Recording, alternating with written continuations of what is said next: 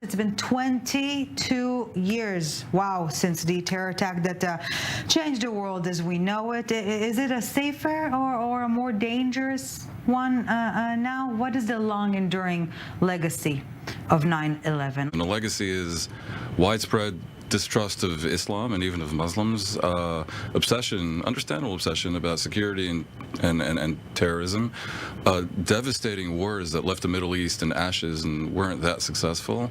And of course, it took the joy out of flying entirely. Yeah, you can no longer just hop on a plane with a plastic bag, can you? And also, I think you have to look at it from an even longer standpoint. For a number of decades now, the idea of the omnipotence of major global powers has taken a beating, beginning maybe with the Vietnam War. The fact that the U.S. failed to pacify Iraq, really, and utterly left Afghanistan in a shambles, has put such pressure on the idea of the U.S. As a potent global power that the reaction is increasingly a growing force in public opinion that militates for isolationism and for withdrawal from the world, which may be a good thing and may be a bad thing, but it certainly is not, America at its greatest. So Russia's easy. Are American democracy promotion escapades completely over now?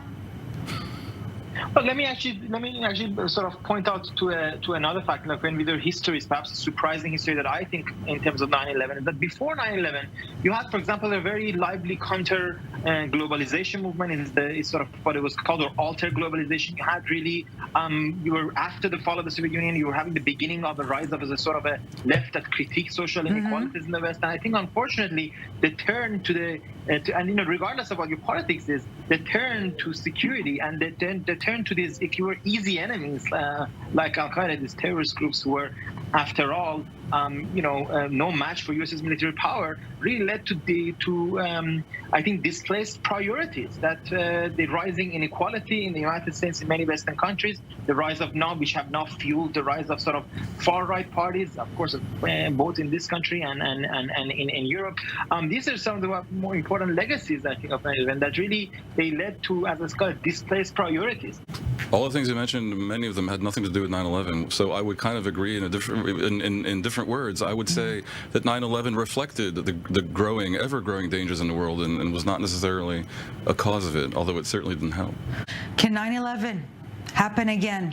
It's always a mistake to prepare for yesterday's war. The exact scenario of 9/11 seems unlikely simply because aviation security is now so strict that it probably would redirect terrorists elsewhere. But yeah, I think we're very vulnerable to any number of things, from dirty bombs to a poisoning of the water supply to just mass shootings, for at least two factors that I can see. One, technology is ever more potent and ever more democratized, and the other is that the U.S. has so foolishly made very dangerous weapons so readily available. Jonathan Schanzer, your thoughts? Absolutely, it can happen again. The greatest concern I have right now is the new safe haven that has been afforded to the Taliban. And of course, that affords Al Qaeda a safe haven as well. Beyond that, I remain deeply concerned about Iran and its ability to sponsor various proxies all around the world. This is by far the most prolific state sponsor of terrorism. And of course, we know that it has cooperated with Al Qaeda in the past. So could something like that happen again? Absolutely, unfortunately. I would remind us all that the U.S. and the West did, in the end, subdue Al Qaeda, and even more impressively, perhaps, Islamic State. We forget that Islamic State took over a wide swath of the Middle East, where the atrocities they committed were stupefying. And so, to a certain extent, you can point to that success. The sad thing is the diminishment of the Western ambition to make the world a better place. I'm not a cynic about that ambition. Of course, a lot of it was self-serving, and you can easily mock the Bush doctrine and nation building and democracy proselytizing, but it was well-intended partly, I would say muchly. And to see that the world regress to a pure jungle where every country in a multipolar world is looking out for its own best interests strikes me as something unfortunate and potentially dangerous, which is why I do hope that international governance of one form or another will eventually prevail in a way that is widely accepted. I'm not even saying the Democracy Convention should or should not be. I'm saying it's a myth that it has ever really been a driving U.S. policy in the Middle East. For any length of time, Well, but look, can I just say that there's a flip side to that, because there was a belief when communism collapsed that liberal democracy was some natural state of affairs.